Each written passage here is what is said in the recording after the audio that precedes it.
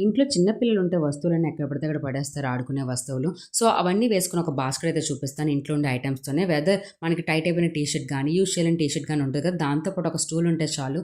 Within 2 మినిట్స్‌లో అయితే basket ready అయిపోతది. సో, నేను చూపిస్తున్న మాదిరిగా మనం టీ షర్ట్ ఎట్లా వేసుకుంటామో అలానే స్టూల్‌కి కూడా పైనుంచి కిందకైతే దించాలి. కొంచెం కార్నర్స్ టైట్‌గా ఉంటాయి. అవి పట్టుకొని కొంచెం దించేస్తే ఫ్రీగా దిగిపోతది. సో, చూసారా 4 కార్నర్స్ అయితే అడ్జస్ట్ చేసేయండి. అడ్జస్ట్ చేసాక స్టూల్ రివర్స్‌లో తిప్పి మొత్తం లాగేస్తే ఒక్కొక్క సైడ్ నుంచి లాగేస్తే మొత్తం అంతా పైకొచ్చేస్తది. అండ్ రిమైనింగ్ మిగిలిన క్లాత్ అయితే ఉంటది కదా! అదంతా లోపల స్టూల్‌కి లోపలైతే పెట్టేసేయండి. సో, చాలా చాలా నీట్‌గా ఉంటది. స్టిఫ్‌గా ఉంటది. సో, సైడ్ ఉన్న హ్యాండ్స్ ఉన్నాయి కదా! అవైతే మడత పెట్టేసి లోపల పెట్టేయచ్చు. లేకపోతే ఏదైనా బ్యాండ్ కూడా పెట్టొచ్చు. ఎలా అయినా పర్వాలేదు. చూసారా హ్యాండ్స్ అయితే లోపల పెట్టేయచ్చు మడత పెట్టేసి. సో, ఈజీగా బోత్ సైడ్స్ ఉన్న హ్యాండ్స్ అయితే మడత పెట్టేసి పెట్టేయండి. 2 మినిట్స్‌లో మన బాస్కెట్ అయితే రెడీ అయిపోయింది. చూసారా ఎంత నీట్‌గా ఉందో అసలు ఖర్చే లేకుండా రెడీ అయిపోయింది.